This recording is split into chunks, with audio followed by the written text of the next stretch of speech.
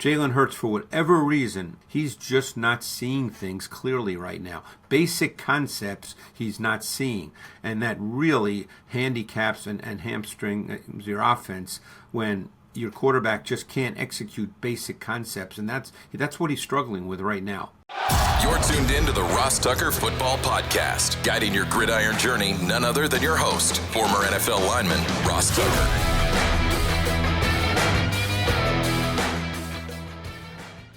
Oh, yeah, it is. But it's not just any Ross Tucker Football Podcast. It's one of our favorite days of the week. It is a teaching tutorial Thursday. Yes, we know that doesn't make sense. Yes, we know it's redundant. It's kind of a joke, but that's okay. It's no joke when we have on the civilian GOAT, greatest of all time. Greg Cosell from NFL Films will join us momentarily to break down the biggest games, what he's seen on the video. I know a lot of you love this day. You love to check out the social media clips from Greg at Ross Tucker Pod. Of course, I'll repost them as much as I can on all the different platforms at Ross Tucker NFL. Also, a lot of people like to watch this day on YouTube, youtube.com/Ross Tucker NFL. And I assure you, I will have winners tomorrow for those of you that spread the word via social media in some way, usually a repost or a comment or whatever, or rating and reviewing the show counts. Take advantage of any of our sponsors. Forward me that email.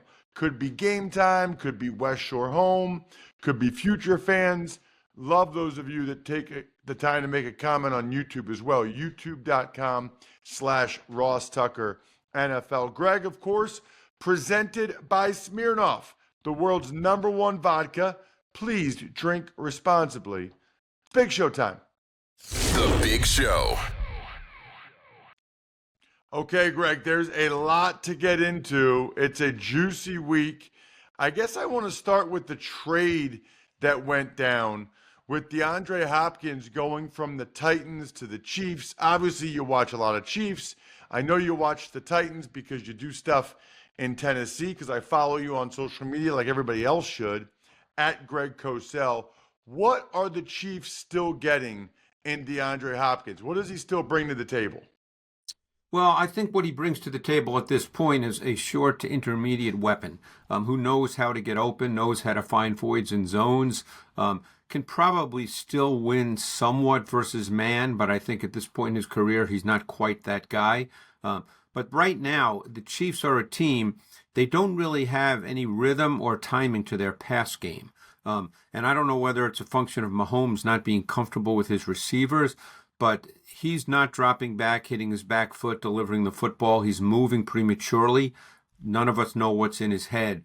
But if you were just to look at the Chiefs' offense right now, Ross, without knowing what Mahomes has been in his career, which some would argue he's a Hall of Famer right now, but if you did not know about the Chiefs and what Mahomes has accomplished, you would say that this is a team that's built on its run game and outstanding defense, and the quarterback is making just enough plays in critical moments for them to win.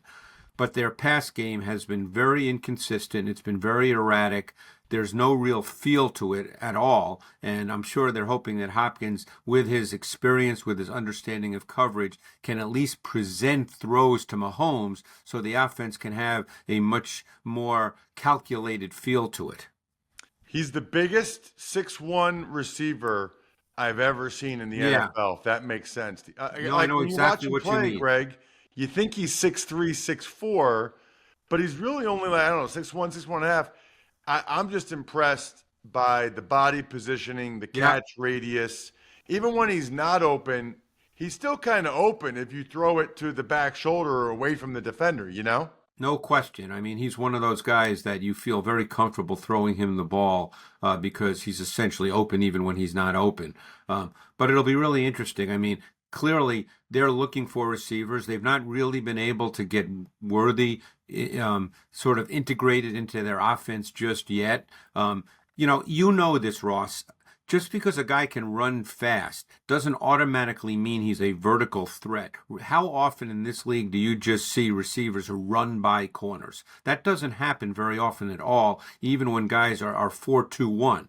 So just to say he's fast and that makes him a dynamic vertical threat.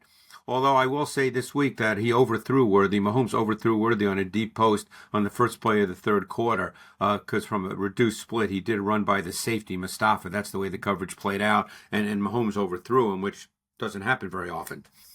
Let's get to tonight's game, Vikings-Rams. I guess your thoughts in general, but maybe in particular, Greg, a lot of talk about the Rams have put Cooper Kupp more or less on the trade block, which is interesting because he's coming back for his first game, I think, in a month with that ankle injury. Yeah, and again, he hasn't really played a lot the last couple of years, so he's a very hard guy to evaluate. We know at his best, when he had those 2 or 3 phenomenal years, actually beginning as a rookie, that he's such a good route runner, tremendous understanding of how to beat both man and zone, fit perfectly into that Rams offense with all those cut splits, meaning he lined up closer to the formation where you don't get a lot of press coverage, and he could get free access into his routes where he could really set up DBs, which he's a master at. So again, we don't know what's going to happen. The Vikings, to me, are a really fascinating team. Obviously, they lost their first game, but it's not because they did not play well. They just happened to play a Lions offense that right now Jared Goff is playing as well as any quarterback in the league, and he understands the Vikings defense. If you don't play against the Vikings defense often, they're a very difficult defense to play against. They give up yards, and they do give up points at times, but tactically and conceptually, they're very difficult to play against. No question. All right, what about the game that I'm going to be calling, Greg? I'm curious about both these teams. It's the Ravens and the Browns. It'll be Sunday, 1 p.m., CBS. As a reminder, I love when you guys take a screenshot of me on camera at the start of the game and hit me up on social media. It's almost an automatic repost at halftime or after the game. I don't do that stuff while the game is going on. I want to ask you about both teams' offenses here, Greg. Let's start with the Ravens offense. I mean, every number, every stat is like off the charts fantastic. I mean, they're doing stuff, Greg. They lead the NFL in basically every offensive category. Yeah, I mentioned Jared Goff. You could put Lamar Jackson in that category as well. Lamar Jackson is playing as well or better than any quarterback in the league, both physically and mentally. He's really advanced as a player. He always was just a unique cat in terms of the way in which, the physical athletic traits. But he is now playing incredibly smart, intelligent football. He just looks so good watching him play. And you still get those plays. I mean, a great example, and I know people can't see this, but the Bateman 59-yard completion this past week that came in the second quarter was such a great example of the chess match and of what Lamar brings to the table. I mean, he was forced out of the pocket by a rusher who was clean to his front side. And because he was forced out of the pocket and it was a blitz, the deep post safety, Whitehead, started to jump Andrews because he thought that's where the ball would go on a quick throw because it was a blitz and the blitz got in clean. So he abandoned his deep middle responsibility. So what happened? Lamar gets outside the pocket, and where does he hit Bateman? In the deep middle. I mean, it's such a great example. But Lamar is playing such smart football right now. And then you add in the Henry factor in the run game. And Henry's now getting so many of his yards in the second half, which is what we've seen throughout his career because he's such a difficult guy to tackle. But this is a really fun offense to watch. And like I said, I can't stress enough how well Lamar Jackson is playing. Greg, there's all those stats about how often Todd Bowles blitzes. He blitzed Lamar on more than 61% of the snaps. I know. One of the 3 biggest blitz, and Lamar ate him up. I mean, ate him up. That says a lot about Lamar's mental processing and how he's handling the blitz these days. Oh no, it's funny you say that because a couple of weeks ago it was week 5 and there's a rematch of that game this weekend. He blitzed Kirk Cousins a ton as well, and that was the game in which Kirk Cousins threw for 509, and those two teams have a rematch this week. But you're right, Todd Bowles is going to blitz no matter who he's playing, and he's not going to stop. All right, what about the other side?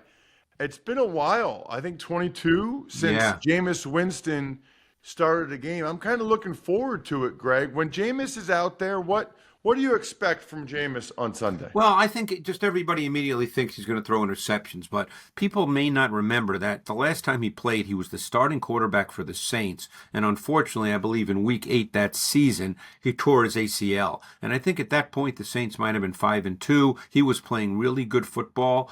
He was not turning it over very much. Jameis Winston's always been a really good thrower of the football. I had a chance at one Super Bowl to talk with Jameis Winston at an event. He's an incredibly intelligent kid, truly loves the game, studies it.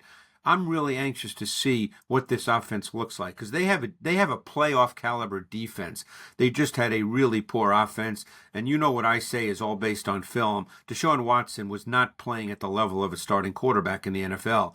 And again, Winston has not played in so long, so I'm not going to sit here and say he's going to come out and be great. But if they let him play and he's the quarterback, he was a former number 1 pick on merit. So I'm very anxious to see Jameis Winston because he throws the ball really well. He understands the game. Obviously, they lost Amari Cooper, so I'm very curious. Another play I'm very anxious to see, and I know you're doing the game this weekend, is I'm very anxious to see Cedric Tillman. I really liked him coming out of Tennessee. He's now obviously going to get more snaps. By the way, for those of you watching on YouTube, this is Princeton orange, not Cleveland Brown orange, just for the record. All right. What about the Eagles and the Bengals? Greg, curious what you're seeing from these teams. I do know you watch the Eagles every week. You're curious your thoughts on them against the Bengals. Well, big win for Princeton against Brown this past weekend, by the way, Ross. Friday night, I was able to watch that. Yeah, it was I know great. they were not having a great year, so that was a big win. Needed it for sure. I think when you look at the Bengals offense, a burden always falls on your outside corners when you play the Bengals offense because Joe Burrow is the kind of quarterback, and every coach would say you need to do this. When you get one-on-one on the outside, particularly, it's outside the numbers. I'm not talking about reduced splits. When it's outside the numbers, when he gets one-on-one, especially with Chase, but certainly Higgins as well, Joe Burrow is going to throw the ball to them. I don't know. They probably have some kind of immediate check or whatever. We see quarterbacks tap their helmet, tap their side, whatever they do. But Joe Burrow's throwing the ball outside the numbers when he sees one-on-one. So for Darius Slay and for Quinyon Mitchell, they're going to have to be aware of that literally on every play because that's where Joe Burrow is going to throw the ball when he sees one-on-one outside the numbers. As far as the Eagles, they're a difficult offense to watch right now. Jalen Hurts is not playing very good football. They're a running football team. Their defense has played a lot better the last couple of weeks. Now, people can say they beat the Giants and the Browns, and that's fair because those are two of the lesser offenses in the league. But if you just look at what they're doing and how individuals are playing, they're playing better on defense.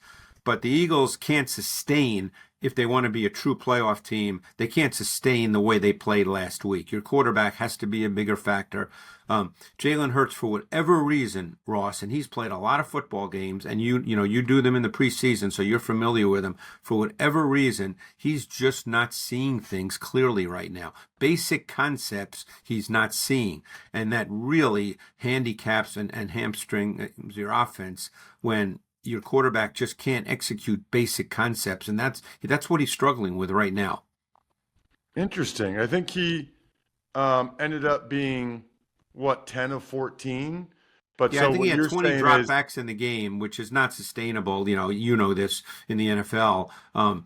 But they were able to, obviously run the ball. And, I don't know if you saw this, but there were 5 snaps in which the linebacker, Ben Van Sumeren, lined up as an offset fullback, and he actually had some really good blocks in the run game. Yes, I love that. I thought that was a cool changeup. What about, I want to make sure I get to the Jets and Patriots, because I'm assuming you got a chance to check out the Jets. Yeah. And just kind of get your thoughts on them. Yeah, obviously everybody's going to talk about the Jets offense. This may seem like, an awkward statement to some, but my sense watching the Jets passing game is that they're close, that they're going to become good real soon. Now, this may be the week. We know that the Patriots have not been particularly good on defense. Maybe this is the week. the one thing the Jets have struggled with, and I didn't expect Adams to come in and all of a sudden, be the elixir and everything would be great. But the Jets have struggled to generate any kind of consistent intermediate passing game, and that has significantly limited their offense. Their longest play this week was a kind of a quick check down in response to pressure to the back haul. The Wilson 27-yard completion this week in the fourth quarter was a slant route that was run after catch. Lazard had a 20-yarder that was a back shoulder fade, but they just really haven't been able to generate an intermediate passing game with route concepts, combinations that create good spacing. I mean, but I sense that they're close. And obviously we know Rodgers is hurt with his lower body, but he's out there, so you just have to evaluate it based on what you see. But we'll see what happens. And I thought that his 2 interceptions this past week were, the second one by Bishop was an unbelievable throw by Rodgers, just an unbelievable throw that just hit Wilson in the chest and bounced up in the air. I'm not even sure how many quarterbacks would have attempted that throw, but it was a great throw. What about the Giants and the Steelers? And I'm bringing that up because that's obviously who the Jets just played Sunday night. Giants and Steelers will be the Monday night game. And in particular, curious to see what you saw from Russell Wilson and the Steelers offense with him under center. Yeah, it's the Seahawks offense. It's run game foundation. It's play action boot. It's a highly schemed basic pass game. And it's some deep shots, especially to Pickens. You can play that way when you have a strong defense, and the Steelers do. So they're basically running conceptually the same kind of offense that Wilson ran when he was with the Seahawks, because that's who he is. He's not a truly calculated reader of coverage. You're not going to be asking him to do a lot of that.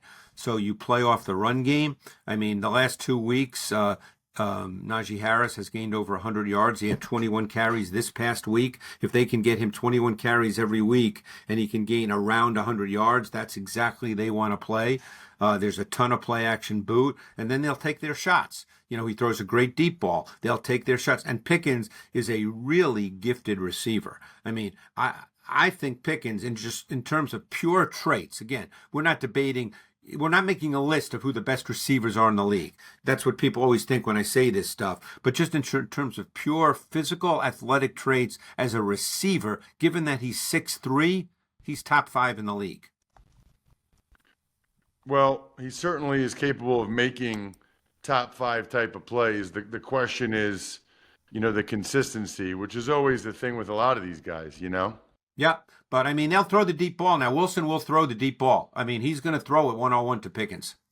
What about a team having issues? It's the Niners. That's a Sunday night game. Cowboys-Niners, Greg, and want to get your thoughts. I guess the Cowboys had a bye, so yeah. The Niners lost again and still don't look real good. No, the Niners offense looks a little bit out of whack. One thing that's really stood out, and maybe it's a function of Purdy and what he's comfortable with going back to his college days, but, what do we think of, Ross, when you really think of Kyle Shanahan going back a number of years? You think of him with the quarterback under center, the zone run game, the play action that works off that because it puts second level defenders in conflict because they have both a run and a pass responsibility. And everybody I've ever spoken to on defense said, hey, that run game and pass game and play action pass game looks exactly the same, so it's really tough to decipher. Well, Purdy has not really been under center very much this year. In fact, more than 80% of his dropbacks this year have been in the gun. So I wonder if, maybe there'll be a little bit of a reset. Obviously, Kyle Shanahan's a lot smarter than I am, knows his players better than I do. But you wonder if maybe there'll be a little bit of a reset.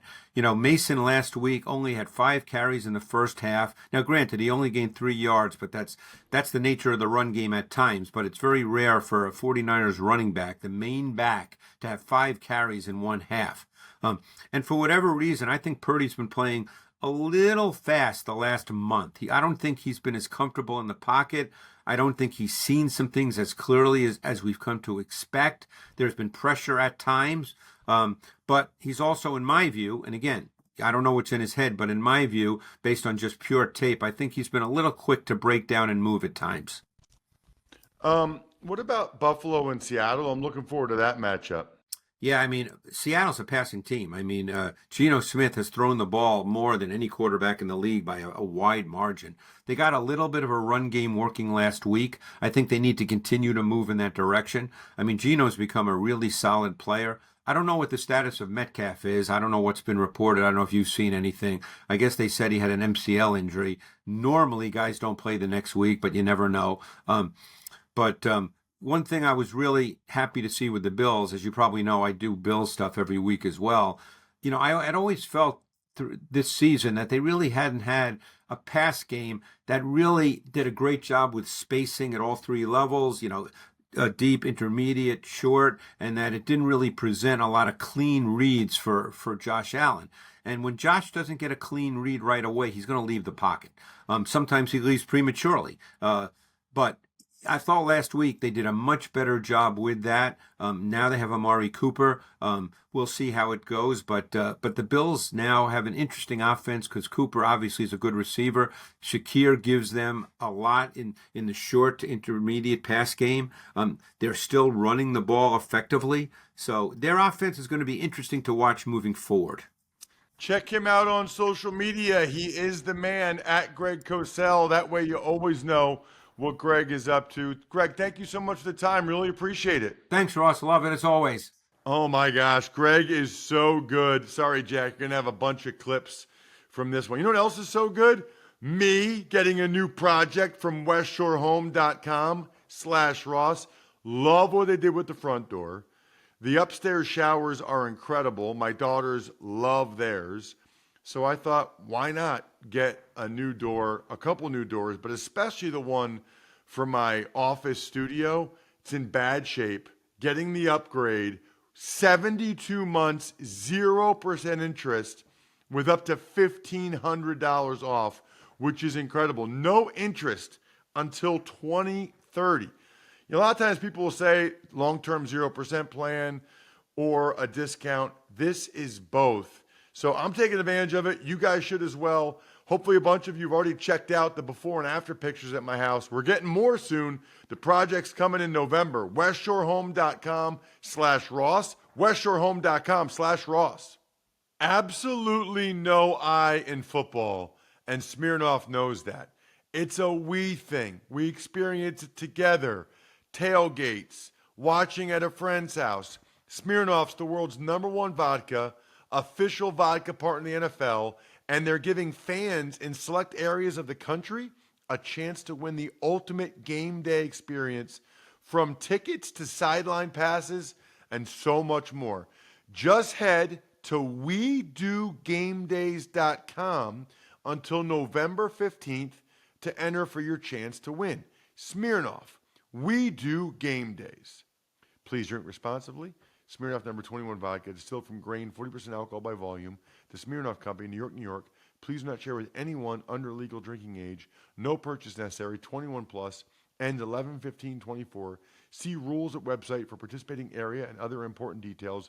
Sponsored by Diageo Americas Incorporated, New York, New York. Tuck's Takes. All right, Ross, the biggest news from yesterday is the Seahawks. They traded Jerome Baker and a 4th-round pick to the Tennessee Titans for linebacker Ernest Jones. Meanwhile, the Panthers, they're going to Bryce Young again. Andy Dalton, he sprained his thumb in a car accident. Well, I'm glad that that's all it was for Andy Dalton. I guess he was with his family when that accident happened. That's obviously concerning. As for the Seahawks trade, so what's so interesting about that is the Titans, right at the end of, or a few weeks ago, they swapped late round picks to get Ernest Jones from the Rams. The Rams were ready to move for him.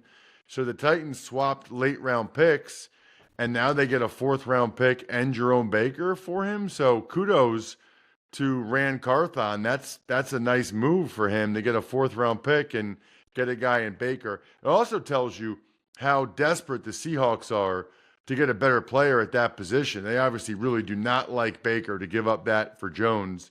And I'm anxious to see if watching Andy Dalton for over a month helped Bryce Young at all. I kind of thought they would go back to Bryce at some point, and this obviously gives them a reason to see if sitting and watching helped Bryce in any way. Bunch of other news around the league. The Raiders, they signed quarterback Desmond Ridder. Cardinals edge rusher Dennis Gardeck, he tore his ACL. The Ravens, they activate cornerback Arthur Mollett.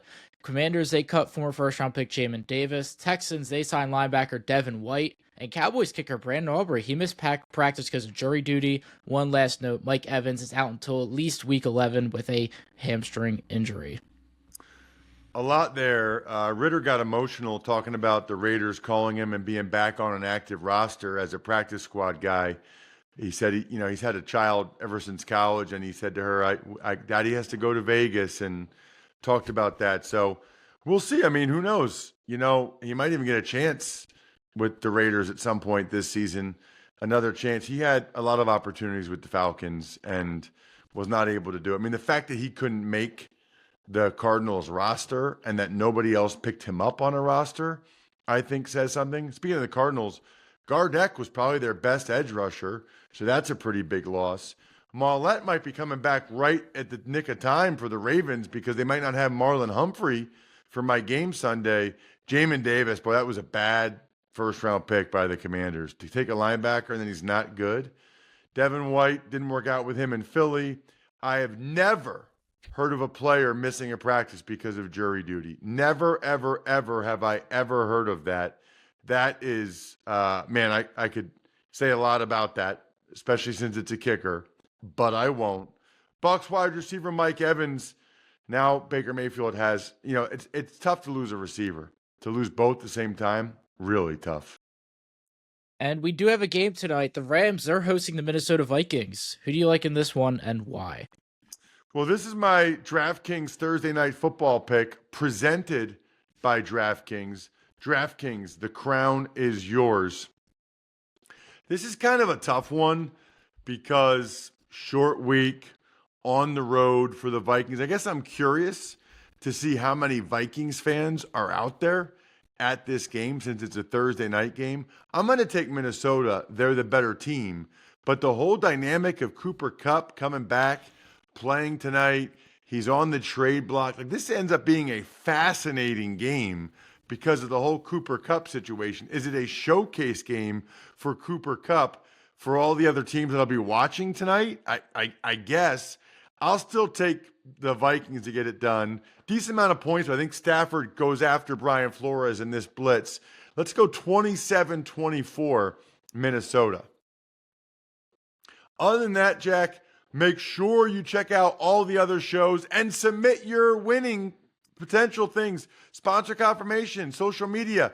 I'm going to announce winners tomorrow. I think we're done here. Thanks for tuning in to the Ross Tucker Football Podcast. Make sure to also check out Even Money, Fantasy Feast, and College Draft, all on the DraftKings Network on Samsung TV Plus, YouTube, or subscribe to the podcast on your favorite platform. Shout out myfrontpagestory.com. That is an automatic winner in the sense that you definitely get a signed autograph from me if you order a myfrontpagestory.com story as a gift for any loved one in your life. It's incredible. I highly recommend it. Big fan as well of backofficescheduler.com, humanheadnyc.com, Sporticulture, and Pizza Boy Brewing.